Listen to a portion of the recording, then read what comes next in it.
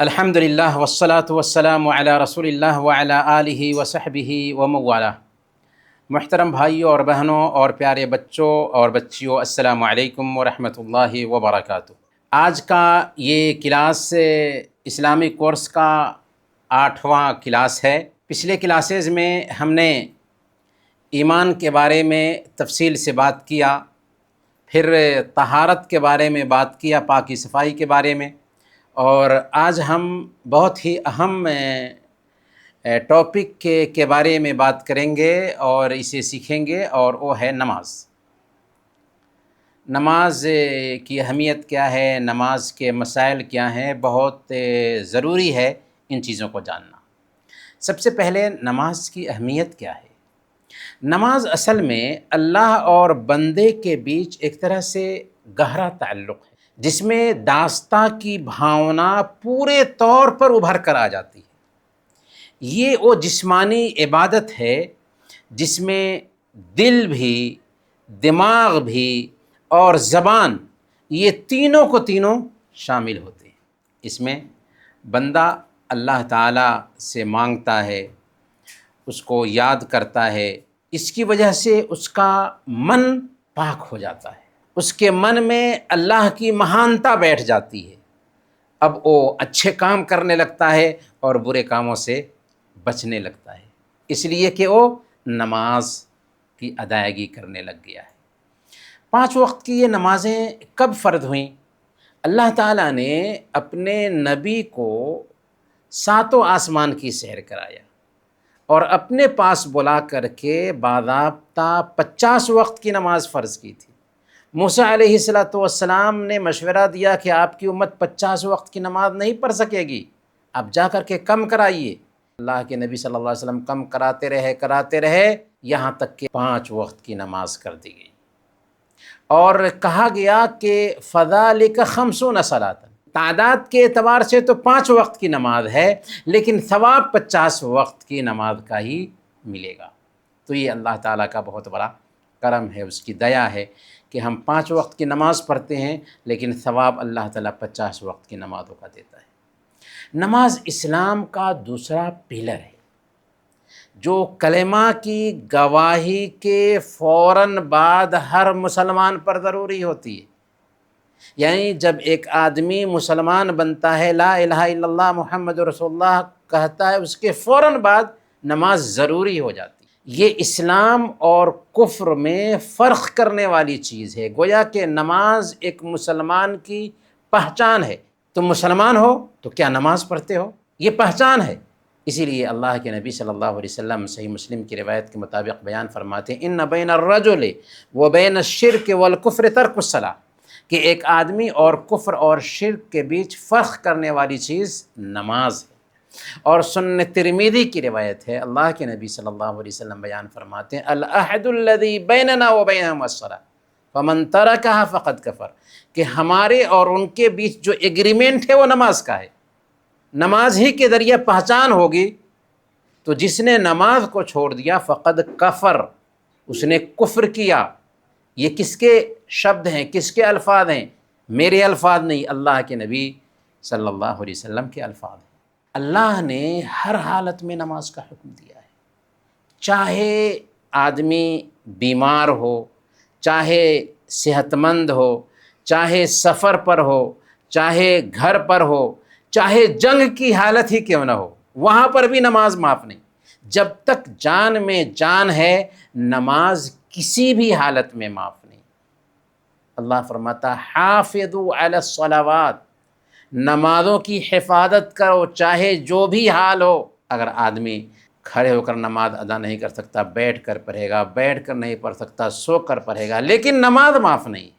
نماز سے گناہ ملتے، نماز روشنی ہے۔ اللہ کے نبی صلی اللہ علیہ وسلم بیان فرماتے ہیں، الصلاۃ نور، نماز روشنی ہے۔ اگر نماز نہیں ہے تو ہم اندھیرے میں ہیں، اور اندھیرے میں چل رہے ہیں تو گڈھے میں گر جائیں گے، سانپ بچھو کاٹ لے گا۔ ویسی بے نمازی اندھیرے میں ہوتا ہے، نماز روشنی ہے، اور نماز ہر طرح کی برائی اور غلط کاموں سے روکتی ہے۔ برائیوں سے بچنا چاہ رہے ہیں نماز شروع کر دیں۔ اللہ نے فرمایا سورہ العنکبوت آیت نمبر 45، ان الصلاۃ تنہا عن الفحشاء والمنکر، نماز بے حیائی اور برے کاموں سے روکتی ہے۔ نماز بے حیائی سے روکتی ہے، اشلیلتا سے روکتی ہے، برے کاموں سے روکتی ہے۔ اور کل قیامت کے دن جب ہم اللہ کے پاس پہنچیں گے نا، سب سے پہلے کس چیز کے بارے میں اللہ تعالیٰ پوچھے گا پتہ ہے؟ سب سے پہلے نماز کے بارے میں پوچھے گا۔ معجم الطبرانی کی روایت ہے، اللہ کے نبی صلی اللہ علیہ وسلم نے بیان فرمایا کہ قیامت کے دن سب سے پہلے نماز کے بارے میں حساب لیا جائے گا۔ اگر نماز صحیح نکلی تو سارا عمل صحیح، اگر نماز خراب تو سارے عمل خراب نکلیں گے۔ اور نماز کیا ہے؟ اللہ کے نبی صلی اللہ علیہ وسلم کی آنکھوں کی ٹھنڈک تھی۔ آپ نے فرمایا وَجُعِلَتْ قُرَّةُ عَيْنِي فِي الصَّلَاةِ، میری آنکھوں کی ٹھنڈک نماز میں ہے۔ اور جب آپ صلی اللہ علیہ وسلم کو کوئی پریشانی آتی نا تو نماز کی طرف لپکتے تھے۔ وَكَانَ النَّبِيُّ صلی اللہ علیہ وسلم اِذَا حَضَبَهُ أَمْرٌ فَزَعَ إِلَى الصَّلَاةِ، اللہ کے نبی صلی اللہ علیہ وسلم کو کوئی پریشانی آتی تو نماز کی طرف جلدی کرتے تھے۔ اور بلال رضی اللہ تعالیٰ عنہ جو اللہ کے نبی صلی اللہ علیہ وسلم کے مؤذن تھے، ان کو کہتے تھے ارحنا بہا یا بلال، اے بلال اذان دو اور نماز کے ذریعہ مجھے آرام پہنچاؤ، راحت پہنچاؤ۔ تو نماز میں سکون ہے، نماز میں پیس ہے، نماز میں من کی شانتی ہے۔ اس لیے اللہ کے نبی صلی اللہ علیہ وسلم اپنی موت سے پہلے کس چیز کی تاکید کر رہے تھے؟ اسی نماز کی تاکید کر رہے تھے، الصلاۃ الصلاۃ وما ملکت ایمانکم، نمازوں کی پابندی کرنا، نمازوں کی پابندی کرنا، اور اپنے انڈر میں جو نوکر ہیں ان کا خیال رکھنا۔ تو چلیے ہمیں بتائیے نماز کی کیا اہمیت ہے؟ نماز اسلام اور کفر کے بیچ فرق کرنے والی چیز ہے یا نہیں؟ نماز برائیوں سے روکتی ہے، نماز اللہ کے نبی صلی اللہ علیہ وسلم کی آخری وصیت ہے، نماز اللہ کے نبی صلی اللہ علیہ وسلم کی آنکھوں کی ٹھنڈک ہے۔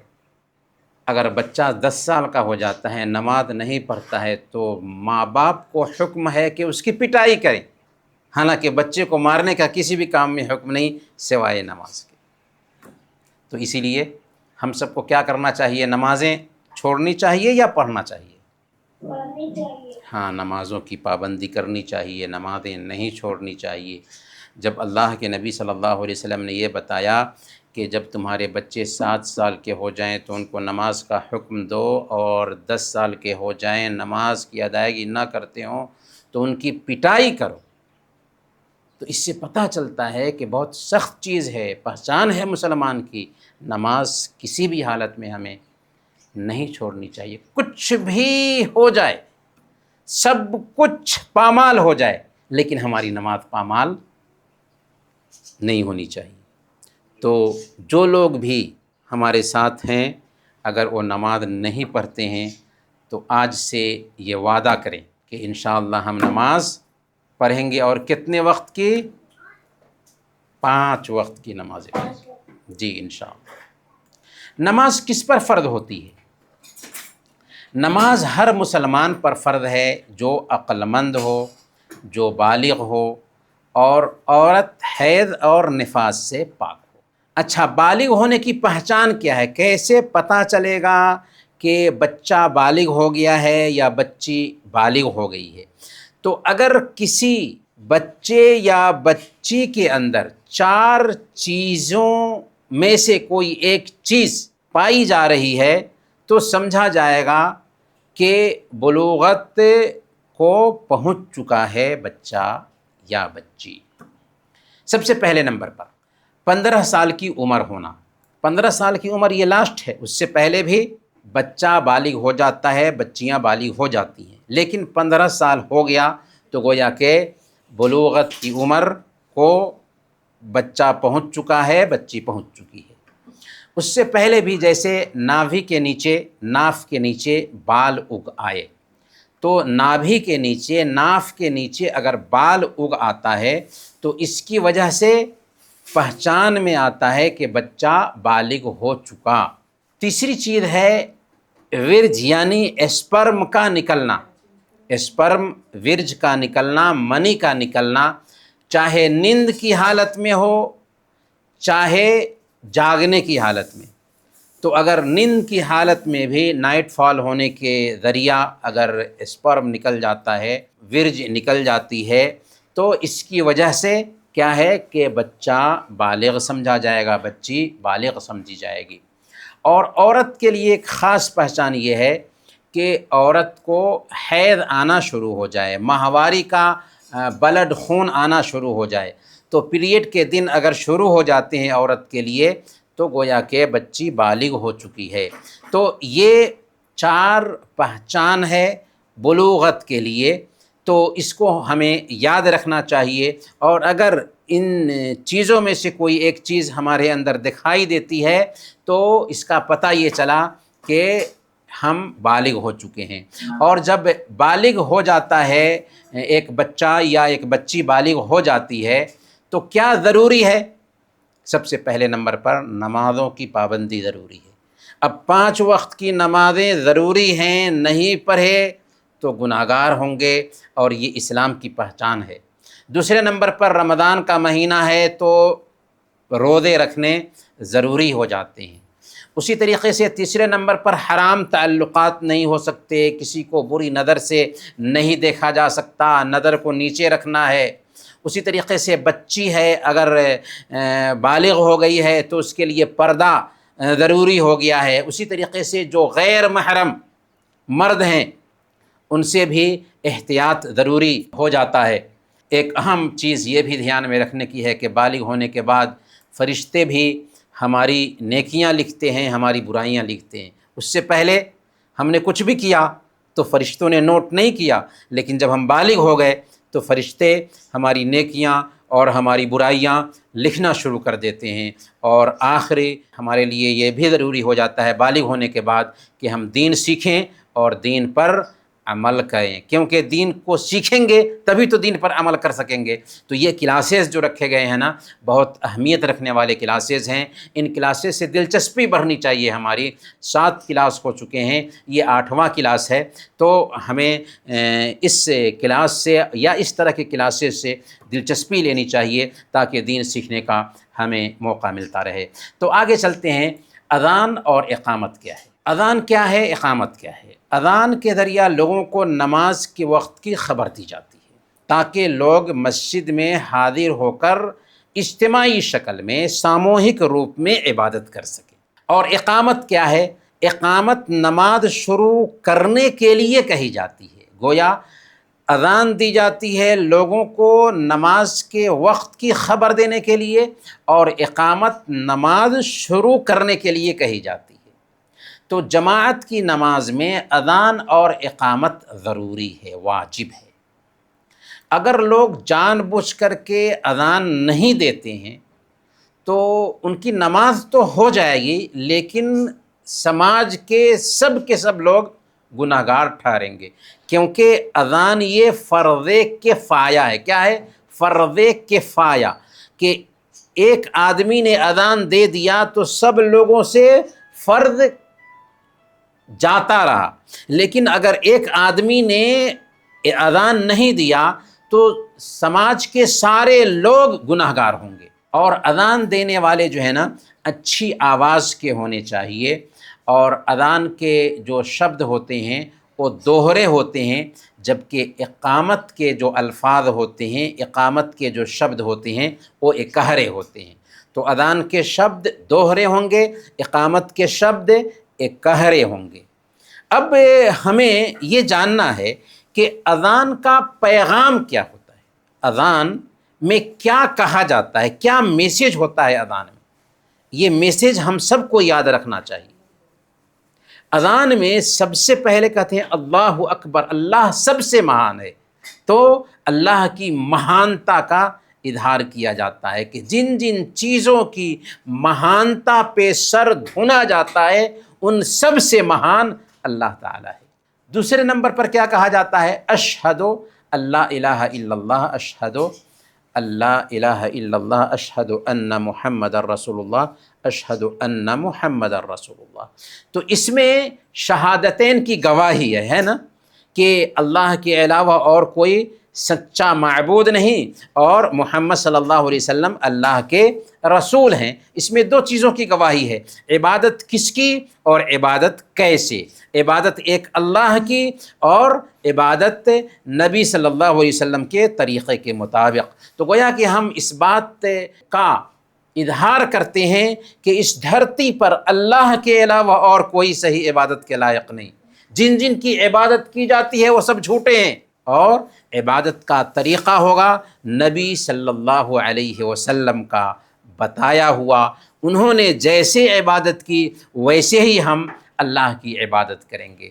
تیسرے نمبر پر اذان میں ہم کیا کہتے ہیں کہ حی علی الصلاۃ، حی علی الصلاۃ، حی علی الفلاح، حی علی الفلاح، کہ آؤ نماز کی طرف، آؤ نماز کی طرف، آؤ کامیابی کی طرف، آؤ کامیابی کی طرف۔ مطلب کیا ہوا کہ نماز میں کامیابی ہے، نماز میں کامیابی ملے گی۔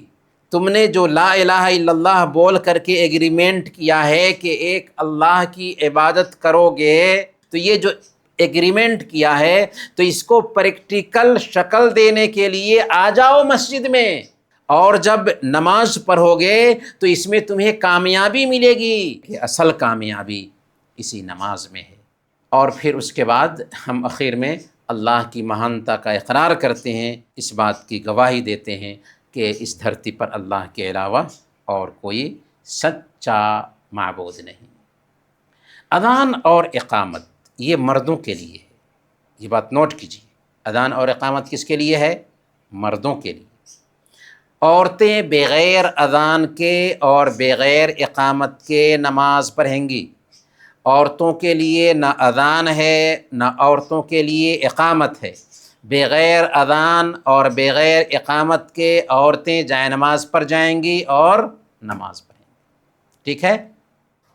اذان سننے والے کو چاہیے کہ جیسے مؤذن کہتا ہے ویسے ہی کہے، یعنی جب ہم اذان سنتے ہیں تو مؤذن کو سنیں گے اذان دیتے ہوئے، تو جیسے مؤذن بولتا ہے ویسے ہم بھی بولیں گے۔ صرف حی علی الصلاح اور حی علی الفلاح کے جواب میں حی علی الصلاح اور حی علی الفلاح نہیں کہیں گے، بلکہ کیا کہیں گے؟ لا حول ولا قوت الا باللہ، لا حول ولا قوت الا باللہ۔ کیوں؟ نماز کے لیے بلایا جا رہا ہے، کامیابی کے لیے بلایا جا رہا ہے، تو ہم کہتے ہیں کہ نہیں ہے کوئی طاقت اور نہیں ہے کوئی قوت، برائیوں سے بچنے کی طاقت نہیں ہے، نیکیاں کرنے کی طاقت نہیں ہے، مگر اللہ کی توفیق سے۔ اے اللہ تو توفیق دے گا تبھی ہم نماز کے لیے جا سکتے ہیں۔ جی ہاں، اگر ہم مسجد میں نہیں جا پا رہے ہیں تو جانتے ہیں یہ محرومی کی بات ہے۔ اللہ تعالیٰ نے ہم کو محروم کر دیا ہے کہ ہم مسجد میں نہیں پہنچ پا رہے، اور یہ بہت بڑی بد نصیبی ہے۔ اگر کوئی آدمی مسجد میں جاتا ہے تو یہ سمجھیے کہ وہ بہت خوش قسمت ہے کہ اللہ تعالیٰ اس کو بلا لے رہا ہے۔ تو اسی لیے ہم اذان میں جب حی علی الصلاح حی علی الفلاح سنتے ہیں تو کہتے ہیں لا حول ولا قوت الا باللہ، نہیں ہے برائی سے بچنے کی طاقت، نہیں ہے نیکی کرنے کی طاقت سوائے اللہ کی توفیق کی۔ یہاں تک کہ عورتیں بھی جب اذان سنیں گی تو وہ بھی جواب دیں گی ویسے ہی جیسے مرد جواب دیتے ہیں۔ ہاں، اذان سننے کے بعد کچھ عورتیں کیا کرتی ہیں، سر پر دوپٹہ ڈال کے بیٹھ جاتی ہیں۔ نہیں، اگر سر پہ دوپٹہ نہیں ہے تو اذان کے وقت میں دوپٹہ ڈالنے کی ضرورت نہیں، کیونکہ ایک عورت اگر گھر میں بیٹھی ہوئی ہے، کوئی وہاں پہ اس کو غیر محرم اس کو نہیں دیکھ رہا ہے، تو اذان کے لیے دوپٹہ ڈالنے کی ضرورت نہیں، ٹھیک ہے نا؟ لیکن ضرورت کیا ہے؟ ضرورت یہ ہے کہ اذان کی آواز سن کر اذان کے کلمات کا جواب دیا جائے، نہ کہ دوپٹہ سر پر ڈالا جائے۔ دوپٹہ ڈالے بغیر ہی اذان کے کلمات کا جواب دے سکتی ہے ایک عورت۔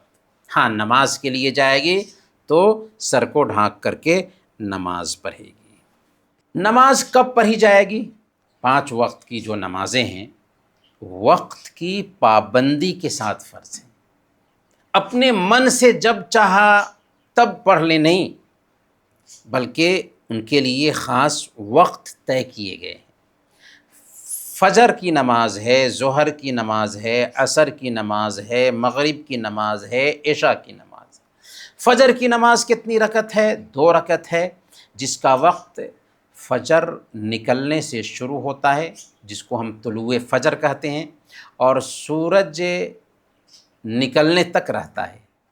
فجر ادے ہونے سے شروع ہوتا ہے اور سورج نکلنے تک فجر کا وقت رہتا ہے۔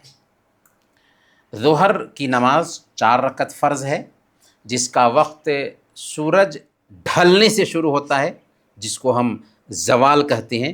سورج ڈھلنے سے شروع ہوتا ہے اور ہر چیز کا سایہ اس کے برابر ہونے تک رہتا ہے۔ عصر کی نماز 4 رکعت ہے، جس کا وقت ہر چیز کا سایہ اس کے برابر ہونے سے شروع ہوتا ہے اور سورج ڈوبنے تک رہتا ہے۔ سورج ڈوب جائے تو عصر کی نماز کا وقت ختم ہو چکا، مغرب کی نماز کا وقت شروع ہو چکا۔ اور مغرب کی نماز 3 رکعت ہے، جس کا وقت سورج ڈوبنے سے شروع ہوتا ہے اور شفق کی لالی، آسمان میں لالی دیکھتے ہیں تو شفق کی جو لالی ہے وہ ڈوبنے تک مغرب کا وقت رہتا ہے۔ اگر لالی ڈوب جائے تو مغرب کی نماز کا وقت ختم ہو گیا، تقریباً آدھا گھنٹہ تو رہتا ہی ہے مغرب کا وقت۔ عشاء کی نماز 4 رکعت ہے، جس کا وقت جو ہے نا شفق کی جو لالی ہے اس کے ڈوبنے سے، جیسا کہ میں نے کہا، شروع ہوتا ہے۔ جب لالی ڈوب جائے تو عشاء کی نماز کا وقت شروع ہو گیا اور آدھی رات تک عشاء کی نماز کا وقت رہتا ہے۔ لیکن اضطراری حالت میں کسی مجبوری کے تحت اگر کوئی آدمی نہیں پڑھ سکا تھا تو فجر کے وقت تک بھی عشاء کی نماز ہو جائے گی، لیکن آدھی رات سے پہلے پہلے عشاء کی نماز پڑھ لی جائے۔ نماز کہاں پڑھی جائے گی؟ یہ بھی ایک سوال ہے۔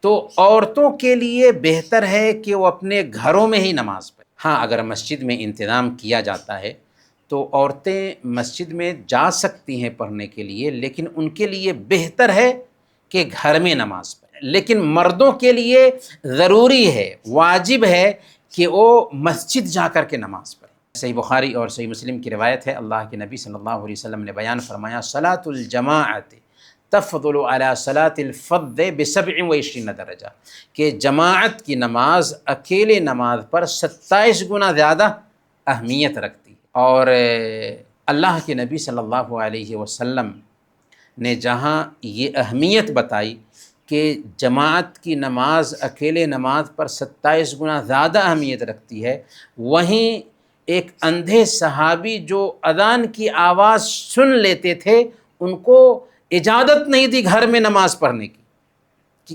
حالانکہ ان کے پاس کوئی آدمی لے کر جانے والا نہیں تھا اور وہ اندھے تھے۔ کہا کہ نہیں، مسجد میں آنا ہوگا اگر اذان کی آواز سن لیتے ہو۔ ہاں، اگر کوئی آدمی اپنے گھر پر بھی نماز پڑھ لیتا ہے کسی مجبوری کے تحت، یا مسجد بہت زیادہ دور ہے، تو نماز بہرحال ہو جائے گی۔ اللہ کے نبی صلی اللہ علیہ وسلم نے بیان فرمایا، وَجُعِلَتْ لِي الْأَرْضُ مَسْجِدًا وَطَهُورًا، کہ میرے لیے ساری زمین مسجد اور پاک کرنے والی بنائی گئی ہے۔ ایک مسلمان کے لیے ایسا نہیں ہے کہ نماز ہوگی تو مسجد ہی میں ہوگی، دوسری جگہ پر نماز نہیں ہو سکتی، نہیں، ساری زمین پاک ہے، وہاں پر نماز ہو سکتی ہے۔ نماز کی جو جگہ ہے اس کے لیے بھی کچھ نیم ہیں جن کو سمجھنا چاہیے۔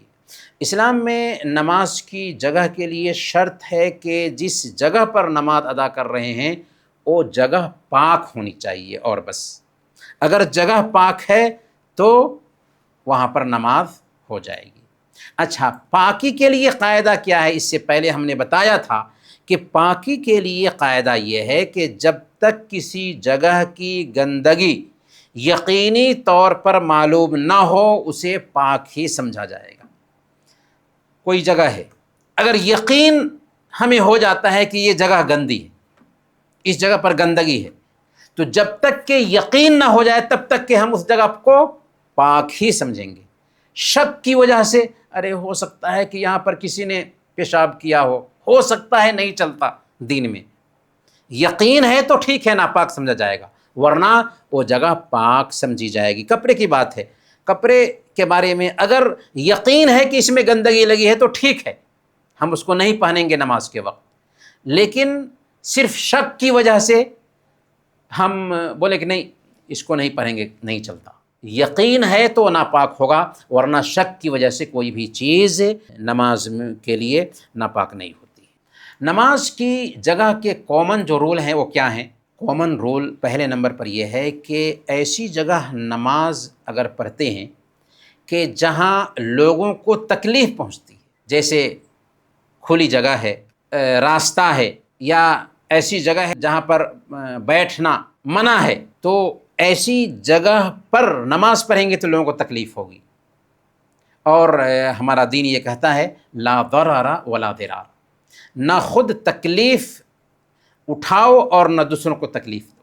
تو تکلیف پہنچانے والی کوئی جگہ ہے وہاں پر ہم نماز نہیں پڑھ سکتے۔ روڈ پر نماز شروع کر دیں غلط ہے، یہاں تک کہ ٹرین کا سفر کر رہے ہیں، لوگوں کے گزرنے کا راستہ ہوتا ہے وہاں پر نماز شروع کر دیں، غلط ہے، اپنی سیٹ پر نماز پڑھیں۔ تو تکلیف جہاں پر ہو لوگوں کو وہاں پہ نماز نہیں پڑھ سکتے۔ نمازی کی توجہ نہ ہٹے، یعنی اگر ایسی جگہ پر نماز ادا کر رہے ہیں جہاں پر تصویریں ہوں، پکچرز ہوں، یا آوازیں آ رہی ہیں بہت زیادہ، یا میوزک ہے، تو اس کی وجہ سے کیا ہوگا؟ نماز میں خلل آئے گا، تو ایسی جگہ پر بھی نماز نہیں پڑھنی چاہیے۔ اسی طریقے سے ہم ایسی جگہ پر نماز نہ پڑھیں کہ لوگ ہماری نماز کا مذاق بنا لیں، جیسے بہت سارے اسلام دشمن ہوتے ہیں، ہم ایسی جگہ پر نماز پڑھنے لگے ہیں کہ لوگ ہماری نماز کا مذاق بنا لیتے ہیں، یا ویڈیو کرنے لگ جاتے ہیں، فوٹو لینے لگ جاتے ہیں۔ تو ایسی جگہوں پر بھی جب کہ نماز کا مذاق بن جائے ہمیں نماز سے بچنا چاہیے۔ لیکن یہ بات نوٹ کر کے رکھیں کہ نماز کے لیے شرمانا نہیں ہے، یہ عبادت ہے۔ ہم کہیں بھی ہیں، ہماری نماز بے وقت نہیں ہوگی، ہم جہاں بھی ہوں وہاں نماز پڑھیں گے۔ اور جب ہم اپنے لیے یہ طے کر لیتے ہیں تو کسی ہوٹل والے سے بات کیا وہ جگہ دینے کے لیے تیار ہو جاتا ہے، کہیں پہ بھی انتظام ہو جاتا ہے۔ ایسی جگہ بھی نہ ہو جہاں پر اللہ کی نافرمانی ہو رہی، جیسے ناچ سے گانے کے اڈے ہوں، نائٹ کلب ہوں، شراب خانے ہوں، تو ایسی جگہ پر بھی نماز نہیں پڑھی جائے گی۔ تو برکیف یہ ان جگہوں کے بارے میں رول ہیں جہاں پر نماز نہیں پڑھنی چاہیے۔ اب آئیے ہم جانتے ہیں کہ نماز کیسے پڑھی جائے گی۔ نماز کیسے پڑھی جائے گی؟ قبلہ کی طرف منہ کر کے کھڑے ہو جائیں، دل میں نماز کا ارادہ کر لیں، کیونکہ ارادہ دل میں ہوتا ہے، اسی کو نیت کہتے ہیں۔ اس کے بعد اللہ اکبر کہتے ہوئے دونوں ہاتھ کندھوں کے برابر یا کانوں کی لو تک اٹھائیں، کان چھونا نہیں ہے، کانوں کی لو تک یا کندھے کے برابر اٹھائیں۔ دایاں ہاتھ بائیں ہاتھ کے اوپر سینہ پر باندھ لیں، اور پھر اس کے بعد ثنا پڑھیں۔ دایاں ہاتھ بائیں ہاتھ پر سینے پہ باندھ کر کے ثنا پڑھیں۔ سبحانک اللہم وبحمدک وتبارک اسمک وتعالی جدک ولا الہ غیرک۔ اس کے بعد اعوذ باللہ من الشیطان الرجیم، بسم اللہ الرحمن الرحیم پڑھیں اور سورہ فاتحہ شروع کر دیں۔ الحمد للہ رب العالمین الرحمن الرحیم مالک یوم الدین ایاک نعبد و ایاک نستعین اہدنا الصراط المستقیم صراط الذین انعمت علیہم غیر المغضوب علیہم ولا الضالین، اور اس کے بعد آمین کہیں۔ اگر کسی کو سورہ فاتحہ یاد نہیں ہے تو وہ کیا پڑھے گا؟ سبحان اللہ والحمد للہ ولا الہ الا اللہ واللہ اکبر ولا حول ولا قوۃ الا باللہ۔ البتہ سورہ فاتحہ جلدی سے جلدی یاد کرنے کی کوشش کرے گا، کیوں؟ اس لیے کہ سورہ فاتحہ کے بغیر نماز نہیں ہوتی ہے۔ سورہ فاتحہ پڑھنے کے بعد کوئی سورہ جو آسان ہو اسے پڑھ لینا چاہیے۔ البتہ اگر امام کے پیچھے ہیں اور امام کی قرأت سن رہے ہیں تو ہم صرف سورہ فاتحہ پڑھیں گے، کوئی دوسری سورہ نہیں ملائیں گے۔ تو قرأت سے فارغ ہو کر اللہ اکبر کہتے ہوئے دونوں ہاتھ کندھوں کے برابر یا کانوں کی لو تک اٹھائیں گے اور پھر رکوع میں چلے جائیں گے۔ رکوع میں دونوں ہاتھ گھٹنے پر رکھیں گے، نظر سجدے کی جگہ پر ٹکائے رکھیں گے، اطمینان کے ساتھ رکوع کریں گے اور 3 مرتبہ کہیں گے سبحان ربی العظیم، سبحان ربی العظیم، سبحان ربی العظیم۔ 3 مرتبہ سے زیادہ بھی بول سکتے ہیں، لیکن 1 مرتبہ بولنا ضروری واجب ہے۔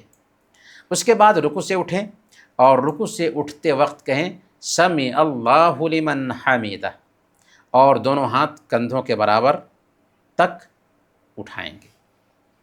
سیدھے کھڑے ہو کر کے یہ دعا پڑھیں گے ربنا ولک الحمد حمدا کثیرا طیبا مبارکا فی۔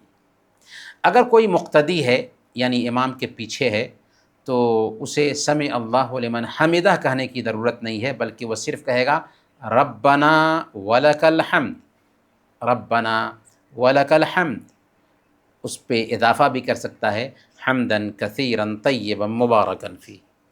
لیکن اگر اکیلا ہو یا امام ہو تو اس کے لیے سمع اللہ لمن حمیدہ کے ساتھ ساتھ ربنا ولک الحمد دونوں کہنا ضروری ہے۔ قوما کے بعد یعنی سیدھا کھڑا ہونے کے بعد اللہ اکبر کہہ کر کے سجدہ کے لیے زمین پر سر ٹیکیں۔ سجدے میں 3 مرتبہ یہ دعا پڑھیں سبحان ربی الاعلی۔ سجدے کی حالت میں اگر سبحان ربی الاعلی کہنے کے بعد کچھ دعا کرنا چاہیں تو اس بات کی بھی گنجائش ہے کہ دوسری دعائیں پڑھ لیں، لیکن یہ دعائیں اگر اللہ کے نبی صلی اللہ علیہ وسلم کی بتائی ہوئی ہوں تو اچھا ہے، پر کسی کو دعائیں یاد نہیں ہو رہی ہیں تو اپنی زبان میں بھی وہ دعا کر سکتا ہے، کیونکہ اللہ کے نبی صلی اللہ علیہ وسلم بیان فرماتے ہیں سجدے کی حالت کے بارے میں اقرب ما یکون العبد من ربہ وہو ساجد فاکثروا الدعاء، کہ ایک بندہ سجدے کی حالت میں اللہ سے سب سے زیادہ قریب ہوتا ہے، اس لیے زیادہ سے زیادہ دعا کرو۔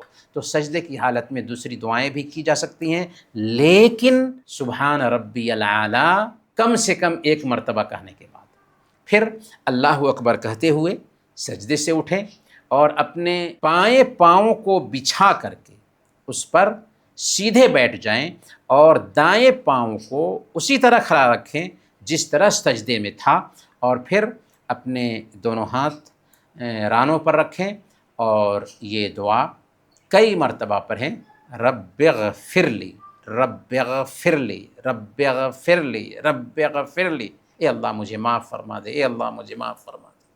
اس کے بعد اللہ اکبر کہہ کر کے جیسے پہلا سجدہ کیے تھے ویسے ہی دوسرا سجدہ کریں۔ دوسرے سجدے کے بعد دوسری رکعت کے لیے کھڑے ہونے سے پہلے سیدھا بیٹھ جائیں۔ ایسا نہیں کہ سجدے سے اٹھے اور ڈائریکٹ کھڑے ہو گئے، بلکہ سیدھا بیٹھ جانا چاہیے، اور اسے جلسے استراحت کہتے ہیں۔ یہ ہلکا سا بیٹھنا ہے، ایسا نہیں کہ اطمینان سے بیٹھ گئے 2 منٹ، نہیں، بلکہ سجدے سے اٹھنے کے بعد ہلکا سا بیٹھیں گے پھر کھڑے ہوں گے، اسے جلسے استراحت کہتے ہیں۔ پھر دوسری رکعت کے لیے کھڑے ہو کر کے سینے پر ہاتھ باندھ لیں اور سورہ فاتحہ پڑھ کر کے کوئی سورہ پڑھیں، پھر رکوع اور سجدہ کریں۔ دوسرے سجدے سے اٹھ کر کے دایاں پاؤں کھڑا رکھتے ہوئے بائیں پاؤں کو بچھا کر کے اس پر سیدھے بیٹھ جائیں، دونوں ہاتھ گھٹنے پر رکھیں اور التحیات پڑھیں۔ التحیات للہ والصلوات والطیبات السلام علیک ایہا النبی ورحمۃ اللہ وبرکاتہ، السلام علینا وعلی عباد اللہ الصالحین، اشہد ان لا الہ الا اللہ واشہد ان محمدا عبدہ ورسولہ۔ اگر 2 رکعت والی نماز ہے تو اسی کے ساتھ درود ابراہیمی بھی پڑھیں گے، اور درود ابراہیمی کیا ہے؟ اللہم صلی علی محمد وعلی آل محمد کما صلیت علی ابراہیم وعلی آل ابراہیم انک حمید مجید، اللہم بارک علی محمد وعلی آل محمد کما بارکت علی ابراہیم وعلی آل ابراہیم انک حمید مجید۔ پھر سلام پھیرنے سے پہلے کی دعا پڑھیں گے اللہم انی ظلمت نفسی ظلما کثیرا ولا یغفر الذنوب الا انت فاغفر لی مغفرۃ من عندک وارحمنی انک انت الغفور الرحیم۔ اس کے بعد پہلے دائیں طرف چہرہ گھماتے ہوئے کہیں گے السلام علیکم ورحمۃ اللہ، اور پھر بائیں طرف چہرہ گھماتے ہوئے کہیں گے السلام علیکم ورحمۃ اللہ۔ اگر 3 رکعت والی نماز ہے تو صرف التحیات پڑھ کر اللہ اکبر کہتے ہوئے تیسری رکعت کے لیے اٹھ جائیں گے اور دونوں ہاتھوں کو کندھوں کے برابر تک اٹھائیں گے، پھر سینہ پر ہاتھ باندھ کر کے سورہ فاتحہ پڑھیں گے، پھر رکوع کریں گے، پھر 2 سجدے کریں گے، 2 سجدے کے بعد آخری تشہد کے لیے بیٹھ جائیں گے اور اتحیات پڑھیں گے، درود شریف پڑھیں گے اور سلام پھیرنے سے پہلے کی دعا پڑھ کر کے سلام پھیر دیں گے۔ اور اگر 4 رکعت والی نماز ہے تو تیسری رکعت کے بعد کھڑے ہو جائیں گے اور اسی طریقے سے چوتھی رکعت مکمل کریں گے جیسے پہلی، دوسری اور تیسری رکعت پڑھی تھی، اور آخری تشہد میں بیٹھ جائیں گے۔ آخری تشہد میں تحیات پڑھیں گے، درود شریف پڑھیں گے اور سلام پھیرنے سے پہلے کی دعا پڑھ کر کے سلام پھیر دیں گے دائیں اور بائیں طرف۔ یاد رہے کہ تیسری اور چوتھی رکعت میں تشہد کے لیے بیٹھتے وقت تورک بھی کرنا ہے۔ تورک کی کیفیت کیا ہے؟ تورک کی کیفیت یہ ہے کہ اپنا بایاں پاؤں دائیں پاؤں کے نیچے سے نکال کر کے بائیں جانب سرین پر بیٹھ جائیں، اس کو تورک کہتے ہیں، یعنی بایاں پاؤں دائیں پاؤں کے نیچے سے نکال کر کے سرین پر بیٹھنے کو تورک کہتے ہیں۔ پھر اس کے بعد جو ہے نا جو دعائیں ہیں نماز کی ان دعاؤں کو پڑھیں گے، لیکن تورک ہوگا تیسری اور چوتھی رکعت میں۔ اگر 2 رکعت پر سلام پھرتے ہیں تو اس میں تورک نہیں ہوگا۔ فرض نماز سے سلام پھیرنے کے بعد سنت کا طریقہ یہ ہے کہ ہم سلام پھیرتے ہی 3 مرتبہ کہیں استغفر اللہ، استغفر اللہ، استغفر اللہ، میں اللہ سے اپنے گناہوں کی معافی چاہتا ہوں۔ کیوں یہ کہتے ہیں؟ اس لیے کہ نماز کے اندر ہو سکتا ہے کہ ادھر ادھر ذہن چلا گیا، ہو سکتا ہے کہ نماز کا جو حق تھا حق ادا نہیں ہو پایا، تو اس لیے ہم استغفر اللہ کہتے ہیں کہ اے اللہ ہماری نماز میں جو کمیاں رہ گئی ہوں ان کے حوالے سے میں تجھ سے معافی چاہتا ہوں۔ پھر کہیں گے اللہم انت السلام ومنک السلام تبارکت یا ذا الجلال والاکرام۔ پھر کہیں گے اللہم لا مانع لما اعطیت ولا معطی لما منعت ولا ينفع ذا الجد منک الجد۔ اس کے بعد تسبیحات پڑھیں گے جیسے 33 مرتبہ سبحان اللہ، 33 مرتبہ الحمدللہ اور 33 مرتبہ اللہ اکبر، اور 100 کی گنتی اس لفظ پر مکمل کریں گے، اس کلمے پر مکمل کریں گے، لا الہ الا اللہ وحدہ لا شریک لہ لہ الملک ولہ الحمد وہو علی کل شیء قدیر۔ اور اگر کوئی آدمی 33 مرتبہ سبحان اللہ، 33 مرتبہ الحمدللہ، 34 مرتبہ اللہ اکبر کہہ لیتا ہے تب بھی کوئی حرج کی بات نہیں ہے۔ اب سوال یہ ہے کہ نماز کی شرطیں کیا ہیں، نماز کے پیلرز ارکان کیا ہیں، نماز کے واجبات کیا ہیں، نماز کی سنتیں کیا ہیں، نماز کو باطل نرست کرنے والی، نماز کو ختم کر دینے والی کون کون سی چیزیں ہیں۔ تو ان چیزوں کو جاننا بہت ضروری ہے، کیونکہ جب ہم نماز کی شرطوں کو جانیں گے، نماز کے پیلرز ارکان کو جانیں گے، واجبات کو جانیں گے، سنتوں کو جانیں گے اور نماز کو باطل کر دینے والی چیزوں کو جانیں گے تو ہمیں نماز کی سمجھ حاصل ہوگی، اور نماز کے اندر کمی بیشی ہوتی ہے تو ہم کو سمجھ میں آ جائے گا کہ یہ واجب ہے تو اس میں کیا کرنا ہے، یہ رکن ہے تو اس میں کیا کرنا ہے، یہ شرط ہے تو اس میں کیا کرنا ہے، اور یہ سنت ہے تو اس کے حوالے سے کیا حکم ہوگا۔ تو اسی لیے ان چیزوں کو جاننا بہت ضروری ہے۔ تو ہماری درخواست ہوگی آپ سے کہ آپ ان باتوں کو اپنی کاپی میں نوٹ کرتے جائیں، کیونکہ یہ باتیں بعد میں آپ کو کوئی نہیں بتائے گا، ہم بہت ہی محنت سے یہ چیزیں تیار کر کے آپ تک پہنچا رہے ہیں۔ تو اگر آپ ان چیزوں کو نوٹ کر لیں گے اور ان کو یاد کر لیں گے نا تو یہی کورس آپ کو زندگی بھر کے لیے کافی ہونے والا ہے۔ تو نماز کی شرطیں کیا ہیں؟ شرط کس کو کہتے ہیں؟ کوئی بھی کام کرنا ہونا تو اس کام کے صحیح ہونے کے لیے کچھ شرطیں ہوتی ہیں، اس شرط کو پورا کیجیے گا تب یہ کام ہو جائے گا۔ ایک گھر بنانا ہے تو گھر بنانے کے لیے کچھ شرطیں ہوتی ہیں، یہ مکمل کرنا ہے، یہ مکمل کرنا ہے، یہ مکمل کرنا ہے، یہ مکمل کرنا ہے تو گھر بنے گا۔ اینٹ ہے، پتھر ہے، یہ ہے، وہ ہے، تب گھر بنے گا۔ ویسے ہی نماز کے لیے کچھ شرطیں ہیں، جب تک کہ یہ شرط مکمل نہیں ہوتی نماز نہیں ہوتی ہے۔ اچھا، شرط جو ہوتی ہے نا نماز کے اندر نہیں ہوتی، نماز سے باہر کی چیز ہوتی ہے۔ اس کے اپوزٹ میں رکن ہے، رکن کے بغیر بھی نماز نہیں ہوتی، پیلر کے بغیر بھی نماز نہیں ہوتی، لیکن رکن اندر میں ہوتا ہے اور باہر کی جو چیز ہوتی ہے اس کو شرط کہتے ہیں۔ تو آئیے نماز کی شرطیں کیا ہیں ان کو جانتے ہیں، نماز کے ارکان کیا ہیں ان کو جانتے ہیں۔ سب سے پہلے نماز کی شرطیں۔ نماز کی شرطیں 9 ہیں۔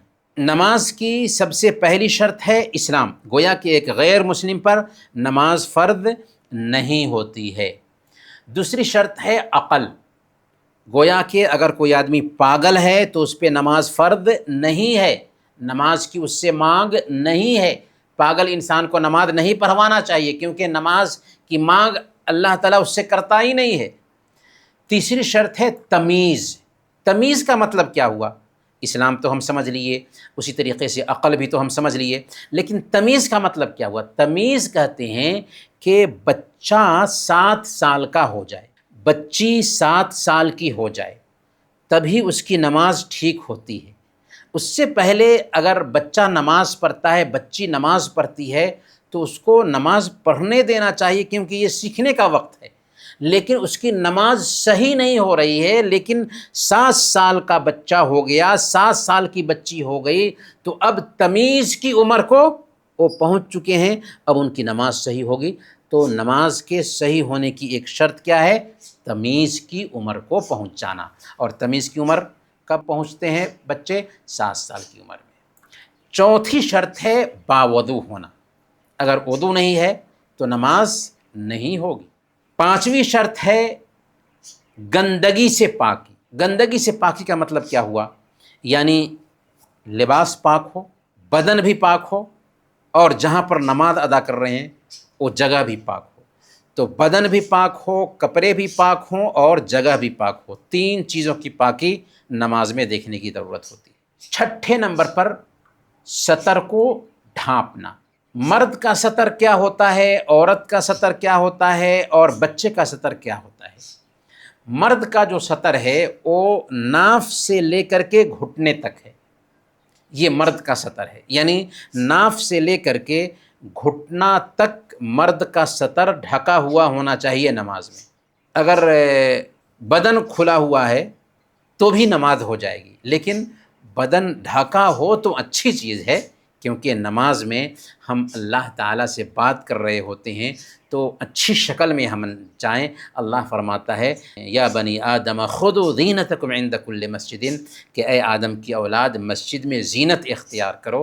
تو زینت اختیار کرنے میں یہ چیز آتی ہے کہ اچھے سے اچھے لباس میں، اچھی شکل میں ہم جائیں، لیکن ہم رول جان رہے ہیں، شرط کی بات کر رہے ہیں کہ اس کے بغیر نماز نہیں ہوتی۔ تو مرد کے لیے شرط یہ ہے نماز کے اندر کہ ناف سے لے کر کے گھٹنا تک ڈھکا ہوا ہونا چاہیے، جبکہ عورت کے لیے، عورت کا سطر پورا بدن ہے سوائے چہرہ اور ہتھیلی کی۔ چہرہ اور ہتھیلی صرف نماز میں کھلا رہ سکتا، ورنہ پورا بدن ڈھکا ہوا ہونا چاہیے عورت کے لیے۔ جبکہ بچے کا جو سطر ہے وہ یہ ہے کہ گپتانگ چھپا ہوا ہو، پیشاب پیخانے کے راستے چھپے ہوئے ہوں، یہی کافی ہے بچے کے لیے۔ 7ویں جو شرط ہے وہ ہے قبلہ کی طرف منہ کرنا۔ قبلہ کی طرف منہ کر کے نماز پڑھنا ضروری ہے۔ قبلہ کیا ہے؟ کعبہ قبلہ ہے ہمارا۔ کعبہ کو کس نے بنایا؟ حضرت ابراہیم علیہ السلام نے بنایا تھا۔ ابراہیم علیہ السلام کون ہیں؟ جو موحدین کے امام ہیں، انہوں نے ایک اللہ کی طرف سب کو دعوت دی تھی اور ایک اللہ کی عبادت کے لیے ہی کعبہ کو بنایا تھا۔ اسی لیے کچھ لوگ جو یہ کہتے ہیں کہ کعبہ فلاں مندر ہے، وہ جاہل اور گنوار لوگ ہیں جو اس طرح کی باتیں کرتے ہیں۔ کعبہ کو بنانے والا مورتیوں کو توڑنے والا انسان ہے، تو کیا کعبہ کو مندر کے طور پر بنائے گا؟ یعنی سوچنے والی بات ہے۔ تو حضرت ابراہیم علیہ السلام نے کعبہ کو بنایا تھا صرف ایک اللہ کی عبادت کے لیے، اور اس میں جو حجر اسود ہے، کالا پتھر ہے، وہ جنت سے آیا ہوا پتھر ہے۔ بلکہ کعبہ کی طرف ہم منہ کیوں کرتے ہیں؟ ایک سوال پیدا ہوتا ہے۔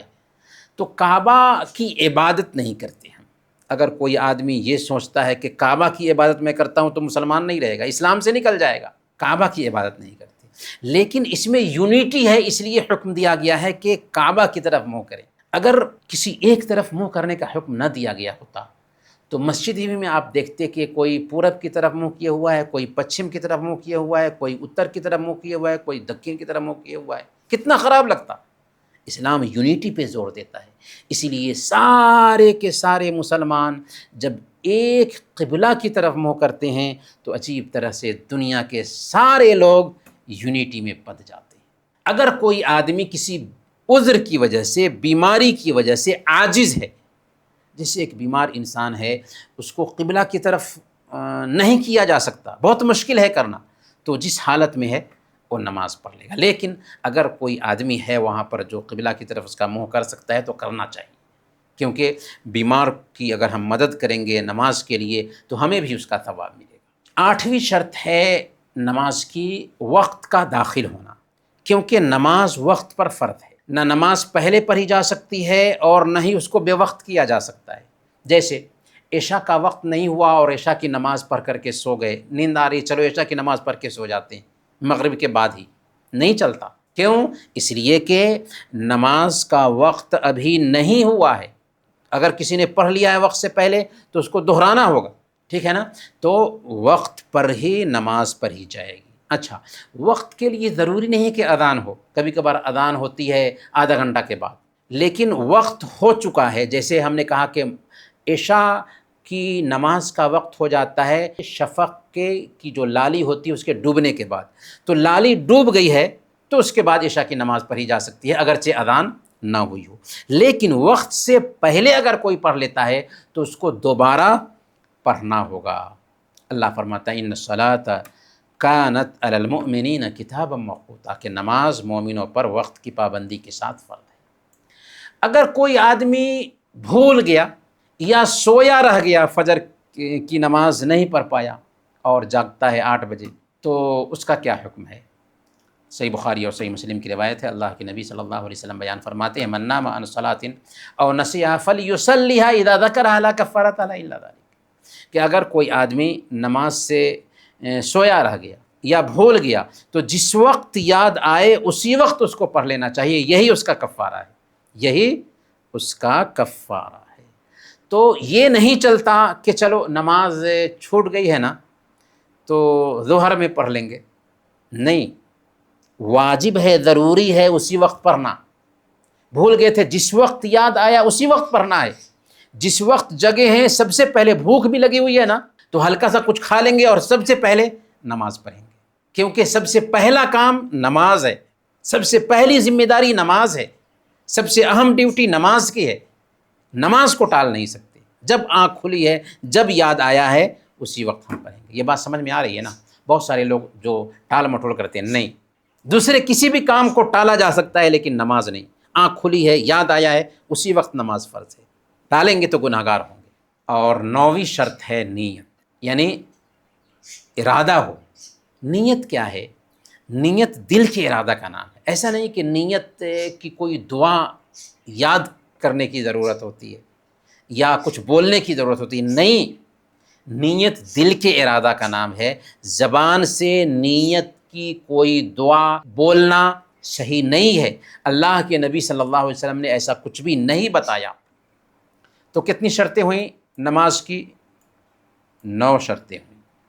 پہلے نمبر پر اسلام، دوسرے نمبر پر عقل، تیسرے نمبر پر تمیز، چوتھے نمبر پر باوضو ہونا، وضو سے ہونا، 5ویں نمبر پر گندگی کو دور کرنا، جگہ، کپڑے اور بدن کی گندگی، 6 نمبر پر ستر چھپانا، 7ویں نمبر پر قبلہ کی طرف منہ کرنا، 8ویں نمبر پر وقت کا داخل ہونا اور 9ویں نمبر پر نیت۔ یہ کتنی چیزیں ہوئیں؟ یہ 9 شرطیں ہیں نماز کی۔ یہ بہت اہمیت رکھنے والی باتیں۔ تو ہمیں کون بتائیں گے کہ نماز کی شرطیں 9 ہیں؟ کون کون بتائیں گے؟ بتائیے کوئی ایک آدمی۔ باوضو، گندگی سے پاک، سطر کو ڈھانکنا، قبلہ کی طرف منہ کر کے نماز پڑھنا، نماز کو وقت پر پڑھ وقت کا داخل ہونا، جی، اور نیت، بہت اچھا بات، ماشاء اللہ بہت اچھا.